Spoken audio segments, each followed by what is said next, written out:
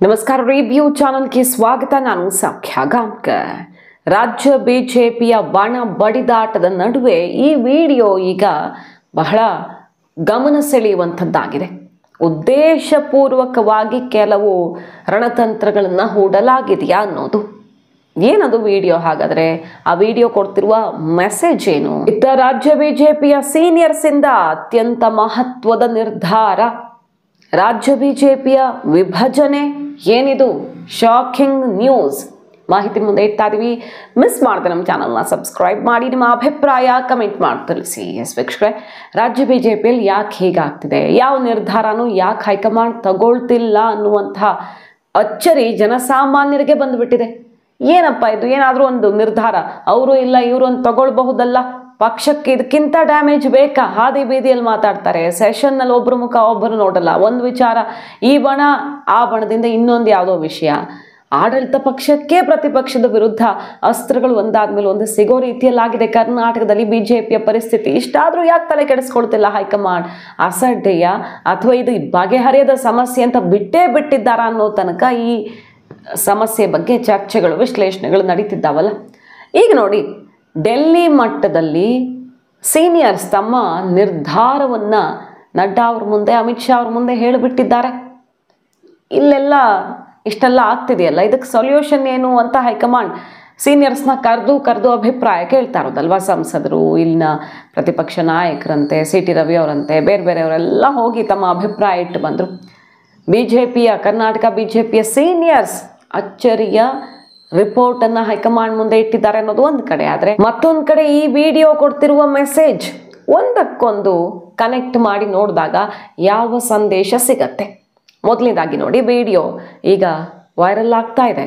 ಅಸಲಿಗೆ ರಾಜ್ಯ ಬಿಜೆಪಿಯಲ್ಲಿ ತುಂಬ ಚರ್ಚೆಗೆ ಗ್ರಾಸವಾಗಿದೆ ಪಂಚಮಸಾಲಿ ಹೋರಾಟ ಆಯ್ತಲ್ವ ದೊಡ್ಡ ಮಟ್ಟದಲ್ಲಿ ಗಲಾಟೆ ಆಯಿತು ಲಾಠಿ ಚಾರ್ಜು ಏನು ಗೋಲಿಬಾರ್ ಮಾಡೋದಕ್ಕೆ ಹೊರಟಿದ್ದಾರೆ ಅನ್ನೋ ತನಕ ಸ್ವಾಮೀಜಿ ಅವರೆಲ್ಲ ಸರ್ಕಾರದ ವಿರುದ್ಧ ಮುಗಿಬಿದ್ದಿದ್ದಾರೆ ಸಿದ್ದರಾಮಯ್ಯ ಸರ್ಕಾರ ಶಾಂತಿಯುತವಾಗಿ ಪ್ರತಿಭಟನೆ ಮಾಡೋಕ್ಕೂ ಬಿಡ್ತಿಲ್ಲ ಅಂತ ಪಂಚಮಸಾಲಿ 2A ಮೀಸಲಾತಿ ಅಂದರೆ 15% ಮೀಸಲಾತಿಯ ಬಗ್ಗೆ ಈಗ 5% ಇರುವ 3B ಏನಿದೆ ಅದನ್ನು 15%ಗೆ ಏರಿಸಬೇಕು ಅನ್ನುವ ಹೋರಾಟ ತೀವ್ರ ಸ್ವರೂಪ ಪಡ್ಕೊಂಡಿದೆ ಯತ್ನಾಳ್ ಅವರು ನಾಯಕತ್ವ ವಹಿಸ್ಕೊಂಡಿದ್ದಾರೆ ಕಾಂಗ್ರೆಸ್ ಈಗ ಇಕ್ಕಟ್ಟಲ್ಲಿ ಸಿಕ್ಕಾಕೊಂಡಿದೆ ಕಾಂಗ್ರೆಸ್ನಲ್ಲಿ ಕೆಲವು ನಾಯಕರು ಪಂಚಮಸಾಲಿ ಹೋರಾಟದಲ್ಲಿ ಕಳೆದ ಬಾರಿ ಗುರುತಿಸ್ಕೊಂಡಿದ್ದವರು ಈ ಸಲ ಹೆಸರಿಗೆ ನಾವು ಇದ್ದೀವಿ ಅಂತ ಲಕ್ಷ್ಮೀ ಹೆಬ್ಬಾಳ್ಕರ್ ಅವರೆಲ್ಲ ಹೋರಾಟದಲ್ಲಿ ಭಾಗಿಯಾದರೂ ಕೂಡ ಇಕ್ಕಟ್ಟಲ್ಲಿ ಸಿಕ್ಕಾಕೊಂಡಿರೋದು ಸಮುದಾಯವನ್ನು ಎದುರು ಹಾಕ್ಕೊಳ್ಳೋಕ್ಕೂ ಆಗ್ತಿಲ್ಲ ಹಾಗಂತ ಅವ್ರು ಕೇಳಿದ್ದನ್ನು ತಗೊಳ್ಳಿ ಅಂತ ಕೊಡೋ ಪರಿಸ್ಥಿತಿಯಲ್ಲೂ ಇಲ್ಲ ಈ ಇಕ್ಕಟ್ಟನ್ನು ತಂದಿಟ್ಟಿದೆಯಲ್ವ ಈಗ ಯತ್ನಾಳ್ ಬಣ ಸ್ವಾಮೀಜಿ ಅವರ ಜೊತೆಗೆ ಕೈಗೂಡಿಸಿ ಹೋರಾಟವನ್ನು ತೀವ್ರ ಸ್ವರೂಪಕ್ಕೆ ಬೆಳಗಾವಿ ಸೆಷನ್ ಟೈಮಲ್ಲಿ ತಗೊಂಡು ಹೋಗೋ ಮೂಲಕ ಇಲ್ಲಿ ಯಡಿಯೂರಪ್ಪ ಬಣಕ್ಕೆ ಕೊಟ್ಟಿರುವ ಆಘಾತ ನೋಡಿ ಹೇಗಿದೆ ಅಂತ ನಂಬರ್ 1 ಈಗಾಗಲೇ ನಾವು ರಿಪೋರ್ಟ್ ಮಾಡಿದ್ವಿ ಯತ್ನಾಳ್ ಅವರು ಶಕ್ತಿ ಪ್ರದರ್ಶನದ ಕಾರ್ಯಕ್ರಮ ಅಂದ್ರೂ ತಪ್ಪಿಲ್ಲ ಕಾಂಗ್ರೆಸ್ ನಾಯಕರು ಕೂಡ ಅದನ್ನೇ ಹೇಳ್ತಿದ್ದಾರೆ ವಿಜಯಾನಂದ ಕಾಶ್ಯಪ್ನವ್ರು ಏನಂದ್ರು ಇದು ಯತ್ನಾಳ್ ಅವರ ರಾಜಕೀಯ ಅಸ್ತಿತ್ವಕ್ಕೋಸ್ಕರವೇ ಸಂಘಟಿಸಿರುವಂಥ ಹೋರಾಟ ಬಿಜೆಪಿಯ ಒಂದು ಬಣದ ಸ್ಪಾನ್ಸರ್ಡ್ ಹೋರಾಟ ಅಂತ ಆರೋಪ ಮಾಡ್ತಿದ್ದಾರೆ ಮೇಲ್ನೋಟಕ್ಕೆ ಯತ್ನಾಳ್ ಅವರ ಬಲ ಪ್ರದರ್ಶನದ ಒಂದು ವೇದಿಕೆ ರೀತಿಯಲ್ಲೂ ಕಾಣಿಸ್ತಾ ಇದೆ ವಕ್ಫ್ ಹೋರಾಟದ ಬಳಿಕ ಸೈಲೆಂಟ್ ಆಗಬಾರ್ದು ಒಂದಲ್ಲ ಒಂದು ಚಟುವಟಿಕೆಯಲ್ಲೇ ಇರಬೇಕು ಯತ್ನಾಳ್ ಅವರು ಮತ್ತು ಹೈಕಮಾಂಡ್ಗೆ ಶಕ್ತಿ ಹೇಗಿದೆ ಯತ್ನಾಳ್ ಕೈ ಎಷ್ಟು ಗಟ್ಟಿ ಇದೆ ಅಂತ ತೋರಿಸ್ಬೇಕು ತನ್ನ ಹಿಂದಿರುವಂಥ ಗುಂಪು ಎಷ್ಟು ದೊಡ್ಡದು ಅಂತ ತೋರಿಸ್ಬೇಕು ಅನ್ನುವ ಲೆಕ್ಕಾಚಾರವೂ ಇರಬಹುದು ಎರಡೂ ಆಯ್ತಲ್ಲ ಪಂಚಮಸಾಲಿ ಮೀಸಲಾತಿ ಸಿಕ್ಕಿದ್ರೆ ಅದು ದೊಡ್ಡ ಪ್ಲಸ್ಸು ಅದರ ಜೊತೆಗೆ ಯತ್ನಾಳ್ಗೂ ಕೂಡ ಶಕ್ತಿ ಪ್ರದರ್ಶನದ ಒಂದು ಅವಕಾಶದಂತಾಯಿತು ಎರಡೂ ಲೆಕ್ಕಾಚಾರದಲ್ಲಿ ನಡೀತಾ ಇದೆ ದೊಡ್ಡ ಮಟ್ಟದ ಹೋರಾಟ ವಿಜಯೇಂದ್ರ ಅವ್ರು ಹೋಗ್ತಾರೆ ಅಲ್ಲಿಗೆ ಆ ವಿಡಿಯೋ ಈಗ ಸಂಚಲನ ಸೃಷ್ಟಿ ಮಾಡಿರೋದು ಮತ್ತು ಏನಿದು ರಣತಂತ್ರ ಸದ್ದಿಲ್ಲದೆ ಹೆಣೆಯಲ್ಪಟ್ಟಿರೋದು ಅನ್ನೋ ಮೆಸೇಜ್ ಕೊಡ್ತಾ ಇದೆ ವಿಜಯೇಂದ್ರ ವಿರುದ್ಧ ಗಲಾಟೆ ಆಗತ್ತಲ್ಲಿ ಅರ್ಧಕ್ಕೆ ತಮ್ಮ ಭಾಷಣವನ್ನು ಮುಗಿಸಿ ಇಳಿದು ಬರೋ ರೀತಿಯಲ್ಲಿ ಮಾಡ್ತಾರೆ ಪಂಚಮಸಾಲಿಗಳು ನಮ್ಮನ್ನು ಕೆಣಕಬೇಡಿ ಅಂತ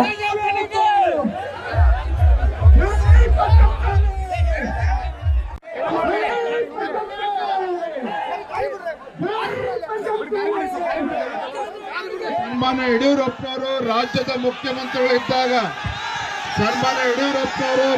ಮುಖ್ಯಮಂತ್ರಿಗಳಿದ್ದಾಗ ಏನು 3B ಕೊಟ್ಟರು ಅದಕ್ಕೋಸ್ಕರ ನೀವು ಇವತ್ತು ಹೋರಾಟಿದ್ದೇನೆ ಯಡಿಯೂರಪ್ಪನವರು ಕೂಡ ಈ ಒಂದು ಹೋರಾಟಕ್ಕೆ ಸಂಪೂರ್ಣ ಬೆಂಬಲ ಅವತ್ತು ಕೂಡ ನೀಡಿದ್ರು ಇವತ್ತು ಕೂಡ ಇದ್ದಾರೆ ಅನ್ನೋ ಮಾತನ್ನ ಹೇಳಿ ಸಮಾವೇಶ ಶುರು ಮಾಡ್ತೀವಿ ವಿಜೇಂದ್ರ ಅವ್ರು ಏನು ಹೇಳ್ತಿರ್ತಾರೆ ಭಾಷಣದಲ್ಲಿ, ಯಡಿಯೂರಪ್ಪನವ್ರು ಸಪೋರ್ಟ್ ಮಾಡಿದ್ರು, ಅವ್ರು ಮುಖ್ಯಮಂತ್ರಿ ಆಗಿದ್ದಾಗ 3B ಅದು ಇದು ಅಂತ ಎಲ್ಲ ವಿಚಾರಗಳನ್ನು ತೆಗಿತಾ ಇರ್ತಾರೆ. ಅಷ್ಟೊತ್ತಿಗೆ ಗಲಾಟೆ ಜೋರಾಗ್ಬಿಡುತ್ತೆ.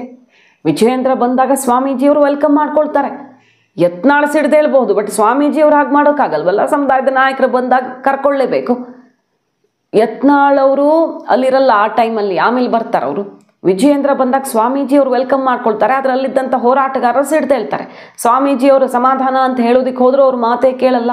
ಅಲ್ಲಿಗೆ ಪಂಚಮಸಾಲಿಗಳು ವಿಜಯೇಂದ್ರ ಅವ್ರನ್ನ ಅಲ್ಲಿಂದ ಕಾಲ್ ಕೇಳುವಂತೆ ಮಾಡ್ದಂತಾಯ್ತಲ್ವಾ. ಸೊ ಇದೆಲ್ಲ ಬಹಳ ಪ್ಲ್ಯಾನ್ಡ್ ಆಗಿ ನಡೀತಿದೆಯಾ.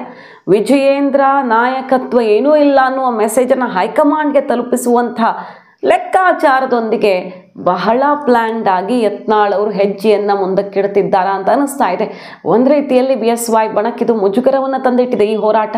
ಸೊ ಓವರ್ ಆಲ್ ಲಿಂಗಾಯತ ಸಮುದಾಯ ಅಂದರೆ ಯಡಿಯೂರಪ್ಪನವ್ರ ಮಾತು ಕೇಳುತ್ತಪ್ಪ, ಯಡಿಯೂರಪ್ಪನವ್ರು ಹೇಳಿದ್ರೆ ಸಮುದಾಯ ತೆಗೆದು ಹಾಕಲ್ಲ ಅನ್ನೋ ರೀತಿಯಲ್ಲಿ ಅಲ್ವಾ. ಅದೇ ರೀತಿಯಲ್ಲಿ ವಿಜಯೇಂದ್ರ ಮುಂದುವರಿಸ್ಕೊಂಡು ಹೋಗ್ತಾರೆ ಅಂತಾನೆ ಅವ್ರಿಗೆ ಪಟ್ಟ ಕಟ್ಟಿದ್ದು. ಆದರೆ ಹಾಗಿಲ್ಲ ಪರಿಸ್ಥಿತಿ. ಪಂಚಮಸಾಲಿಗಳು ರಾಜ್ಯದಲ್ಲಿ ಲಿಂಗಾಯತರ ಪೈಕಿ ದೊಡ್ಡ ಸಂಖ್ಯೆಯಲ್ಲಿದ್ದಾರೆ. ಆ ಪಂಚಮಸಾಲಿಗಳು ವಿಜಯೇಂದ್ರಗೆ ಧಿಕ್ಕಾರಕ್ಕೆ ಹೋಗಿದ್ರು ಅನ್ನುವ ಮೆಸೇಜನ್ನು ರವಾನಿಸುವಂಥ ಪ್ರಯತ್ನ ಒಂದು ಕಡೆ. ಆದರೆ ಯತ್ನಾಳ್ ಈ ದೊಡ್ಡ ಸಮುದಾಯದ ಮುಖವಾಗಿದ್ದಾರೆ ಅನ್ನೋದನ್ನು ರವಾನಿಸೋ ಪ್ರಯತ್ನ ಆಗಿದೆ. ಸೊ ರಾಜ್ಯ BJPಯಲ್ಲಿ ಕ್ಲಾರಿಟಿ ನೀವು ತಗೊಳ್ತಿರೋ ಬಿಡ್ತಿರೋ ನಾವು ಕೊಡ್ತೀವಿ ಅಂತ ಯತ್ನಾಳ್ ಬಣ ಬ್ಯಾಕ್ ಟು ಬ್ಯಾಕ್ ಅಸ್ತ್ರಗಳನ್ನು ಕೈಗೆತ್ಕೊಳ್ತಾ ಇರೋದು. ಆ ಕಡೆ ಡೆಲ್ಲಿಯಲ್ಲಿ ನೋಡಿ ಸೋಮಣ್ಣವರು, ಬೊಮ್ಮಾಯಿ ಅವರು ಹೈಕಮಾಂಡ್ ನಾಯಕರಿಗೆ ಹೇಳಿ ಬಂದಿರೋದೇನು, ಅಮಿತ್ ಶಾ ಮತ್ತು ನಡ್ಡಾ ಅವರಿಗೆ ತಲುಪಿಸಿರುವಂಥ ಸಂದೇಶ ಏನು, ವಿಜಯೇಂದ್ರ ಯಡಿಯೂರಪ್ಪ ಆಗೋಕ್ಕೆ ಸಾಧ್ಯ ಇಲ್ಲ ನೆನಪಿಟ್ಕೊಳ್ಳಿ ಅಂತ. So back to back seniors ಎಲ್ಲ ಈಗ ವಿಜಯೇಂದ್ರ ಅವರಿಗೆ ಶಾಕ್ ಕೊಡ್ತಿದ್ದಾರೆ. ಅಶೋಕ್ ಅವರು ಹೋಗಿ ವಿಜಯೇಂದ್ರ ಯುವಕರ ಬಣವನ್ನು ಕಟ್ಕೊಂಡಿದ್ದಾರೆ, ಹಿರಿಯರನ್ನು ವಿಶ್ವಾಸಕ್ಕೆ ತಗೊಳ್ತಿಲ್ಲ ಅನ್ನುವ ಸಂದೇಶ ತಲುಪಿಸಿ ಬಂದರು. ಅನುಭವಿಗಳ ದೂರ ಮಾಡಿ ಅವರನ್ನು ವಿಶ್ವಾಸಕ್ಕೆ ತಗೊಳ್ಳದೆ ಏನು ಮಾಡೋಕ್ಕೆ ಸಾಧ್ಯ ಅನ್ನುವಂಥ ದೂರು ಅಶೋಕ್ ಅವ್ರ ಕಡೆಯಿಂದನೂ ಹೋಯಿತು ಅನ್ನುವ ಸುದ್ದಿ ಸದ್ದು ಮಾಡಿದ್ದು ನೋಡಿದ್ದೀರಿ ನೀವು. ಗೋವಿಂದ ಕಾರಜೋಳ ಅವರು ಯಡಿಯೂರಪ್ಪನವರ ಪರಮಾಪ್ತರು, ಅವರ ಆಪ್ತ ವಲಯದಲ್ಲಿ ಗುರುತಿಸ್ಕೊಂಡಿರೋರೆ. ವಕ್ಫ್ ಹೋರಾಟದ ವಿಚಾರದಲ್ಲಿ ಸಿಟ್ಟು ಮಾಡ್ಕೊಂಡಿದ್ದು ಅನುಭವ ಇಲ್ಲದೆ ಇರೋರು ಮಾಡಿರೋ ಲಿಸ್ಟು ಅಂತ ಪರೋಕ್ಷವಾಗಿ ಚಾಟಿ ಬೀಸಿದ್ರು. ಆಮೇಲೆ ಯತ್ನಾಳ್ ಅವರನ್ನು ಹೊಗಳಿದ್ರು, ಅವರೊಬ್ಬರು ಒಳ್ಳೆ ನಾಯಕರು ಅಂತ. ಪ್ರಹ್ಲಾದ್ ಜೋಶಿಯವರು ಯತ್ನಾಳ್ ಉಚ್ಚಾಟನೆ ಬಗ್ಗೆ ಯೋಚನೆ ಮಾಡಬೇಡಿ ಅಂತ ಹೈಕಮಾಂಡ್ಗೆ ರಿಪೋರ್ಟ್ ಇಟ್ಟಿರೋದು.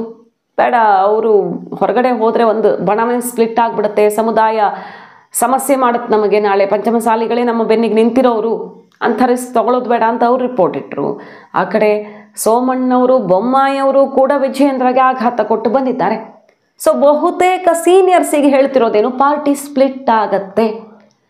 ನೀವು ಹೆಚ್ಚು ಕಡಿಮೆ ಮಾಡಿಬಿಟ್ರೆ, ಯತ್ನಾಳ್ ಅವ್ರ ಮೇಲೆ ಆ್ಯಕ್ಷನ್ ತೊಗೊಂಡು ಏನೋ ಮಾಡ್ತೀವಿ ಅಂತ ಹೋದರೆ ಪಾರ್ಟಿ ಸ್ಪ್ಲಿಟ್ ಆಗತ್ತೆ ಮತ್ತು ಸಮುದಾಯದ ಮತಗಳು ಅಲ್ಲಿಗೆ ಸ್ಪ್ಲಿಟ್ ಆಗತ್ತೆ. ಹಾಗಾಗಿ ಇದು ವೆರಿ ಡೇಂಜರಸ್. ಶೋಕಾಸ್ ನೋಟಿಸ್ ಕೊಟ್ಟು ಸಾಗ್ ಹಾಕಿ ಅಂತಿದ್ದಾರೆ. ಹಾಗಾಗಿ ಹೈಕಮಾಂಡ್ ಕೂಡ ಈಗ ಎಚ್ಚರಿಕೆ ಹೆಜ್ಜೆ ಇಡಬೇಕಾಗಿದೆ. ಯಾರ ಪರ ತೀರ್ಮಾನವೂ ಕೂಡ ಪಕ್ಷಕ್ಕೆ ಒಳಿತಾಗಲ್ಲ ಅಂತ. ಸದ್ಯದ ಪರಿಸ್ಥಿತಿಯಲ್ಲಿ ಯಡಿಯೂರಪ್ಪನವರು ರಾಜಕೀಯ ಇಳಿ ಸಂಜೆಯಲ್ಲಿದ್ದಾರೆ. ಅವರು ಆಕ್ಟಿವ್ ಪಾಲಿಟಿಕ್ಸಿಂದ ದೂರ ಆಗಿದ್ದಾಗಿದೆ. ಈಗ ವಿಜಯೇಂದ್ರಗೆ ಪಟ್ಟ ಕಟ್ಟಿ ನೋಡಿದ್ದಾಗಿದೆ. ಅವ್ರಿಗೆ ಒಂದಿಷ್ಟು ಸಮಯ ಅಂತ ಕೊಟ್ಟಿರ್ತಾರೆ. ಅದಾದ ಮೇಲೆ ಮತ್ತು ಆ ಅವಧಿಯಲ್ಲಿ ಏನು ಟಾರ್ಗೆಟ್ ಕೊಡಲಾಗಿದ್ದು ಅದನ್ನು ರೀಚ್ ಆಗದೆ ಹೋದರೆ ಅವ್ರಿಗೂ ಕೂಡ ಎಕ್ಸ್ಪೈರಿ ಡೇಟ್ ಬರುತ್ತೆ. ಸೊ ಅಲ್ಲಿ ತನಕ ಕಾಯೋಣ. ಮಾಡಿದರೆ ಒಳ್ಳೆಯದು, ಪಕ್ಷಕ್ಕೆ ಒಳ್ಳೆಯದು. ಮಾಡದೇ ಇದ್ದರೆ ಸಮಯ ಮುಗೀತು, ಕೊಟ್ಟ ಕಾಲಾವಕಾಶ ಮುಗೀತು ಅಂತನಾದರೂ ಸಾಗು ಹಾಕಬಹುದು ಅನ್ನೋ ಲೆಕ್ಕಾಚಾರವೋ ಏನು. ಕಾದು ನೋಡೋಣ. ಅಲ್ಲಿ ತನಕ ಯತ್ನಾಳ್ ಅವರೇ ಸುಮ್ಮನಿರಿ ಅಂತಿದ್ದಾರೋ, ಅಥವಾ ಇಬ್ಬರೂ ಬೇಡ ಇನ್ನೊಬ್ಬರನ್ನ ತಂದು ಕೂರಿಸಿ ಸಮಯ ಹೇಗಾದರೂ ಮುಂದಕ್ಕೆ ತಳ್ಳಬೇಕು ಅನ್ನೋ ಲೆಕ್ಕಾಚಾರವೋ ಗೊತ್ತಿಲ್ಲ. ಈಗ ಇಬ್ಬರು ಹೆಸರು ಮುನ್ನೆಲೆಗೆ ಬಂದಿದೆ. ರಾಜ್ಯಾಧ್ಯಕ್ಷ ಕುರ್ಚಿಗೆ ವಿಜಯೇಂದ್ರ ಅವ್ರನ್ನ ಇಳಿಸಿ ಎರಡೂ ಬಣದವರು ಅಲ್ಲದವರು ಯಾರಾದರೂ ಇರ್ತಾರಲ್ಲ ಅಂಥವ್ರನ್ನ ಮಾಡಿಬಿಡಿ ಅಂತ ಕೇಳ್ಕೊಳ್ತಿದ್ದಾರೆ. ಸೋಮಣ್ಣವರು ಇಲ್ಲ ಶೋಭಾ ಕರಂದ್ಲಾಜೆ ಅವ್ರನ್ನ ಮಾಡಿ. ಶೋಭಾ ಕರಂದ್ಲಾಜೆ ಅವ್ರನ್ನ ಮಾಡಿದ್ರೆ ಅವ್ರು ಎಲ್ಲರನ್ನೂ ಸರಿದೂಗಿಸ್ಕೊಂಡು ಹೋಗ್ತಾರೆ, ಸೀನಿಯರ್ ಇದ್ದಾರೆ, ಒಪ್ಪಿಗೆ ಇದೆ ಅನ್ನೋ ರೀತಿಯಲ್ಲಿ ಒಂದು ಸಜೆಷನ್ ಹೋಗಿದೆ. ಈಗ ಸೋಮಣ್ಣವ್ರ ಹೆಸರು ಕೂಡ ಚರ್ಚೆಗೆ ಬಂದಿತ್ತು ಕೆಲವು ದಿನಗಳ ಹಿಂದೆ. ಅವರಿಬ್ಬರೂ ಅಲ್ಲ ಅಂದರೆ ಬೆಲ್ಲದ್ದವ್ರ ತನಕ ಬೆಲ್ಲದ್ದು ಕೂಡ ಒಂದು ಆಯ್ಕೆ ಆಗ್ತಾರೆ ಅಂತ ಹೈಕಮಾಂಡ್ ಮುಂದೆ ಇಟ್ಟಿರೋದು. ಸೊ ಕಾದು ನೋಡಬೇಕು ಯಾರ್ಯಾರ ಬಲ ಯಾರ ಬೆನ್ನಿಗಿದೆ ಅಂತ. ಅಧ್ಯಕ್ಷರ ಬದಲಾವಣೆಯ ಬಗ್ಗೆ ದೊಡ್ಡ ಮಟ್ಟದಲ್ಲಿ ಈಗ ಒತ್ತಡ ಶುರುವಾಗಿದ್ದು ಹೈಕಮಾಂಡ್ ನಿರ್ಧಾರ ತಗೊಳ್ಳತ್ತಾ ಕಾದು ನೋಡಬೇಕು. ಸೀನಿಯರ್ಸ್ ಈಗ BSY ಬಣಕ್ಕೆ ಶಾಕ್ ಕೊಟ್ಟಿದ್ದಾರೆ ಮತ್ತು ಈ ಪಂಚಮಸಾಲಿ ಹೋರಾಟವೂ ಕೂಡ ಯಡಿಯೂರಪ್ಪ ಮತ್ತು ವಿಜಯೇಂದ್ರ ಅವ್ರನ್ನ ಮೂಲೆ ಗುಂಪು ಮಾಡೋದಿಕ್ಕೆ ಅಂತಾನೆ ಕೈಗೆತ್ಕೊಂಡಿರುವ ಬ್ರಹ್ಮಾಸ್ತ್ರವ ಅನ್ನುವ ಚರ್ಚೆ ಈಗ ಜೋರಾಗಿದೆ. ಮಾಹಿತಿ ನಿಮ್ಗೆ ಇಷ್ಟ ಆಗಿದ್ರೆ ಮಿಸ್ ಮಾಡಿದ್ರೆ ನಮ್ಮ ಚಾನಲ್ನ ಸಬ್ಸ್ಕ್ರೈಬ್ ಮಾಡಿ, ನಿಮ್ಮ ಅಭಿಪ್ರಾಯ ಕಮೆಂಟ್ ಮಾಡಿ ತಿಳಿಸಿ. Thank you.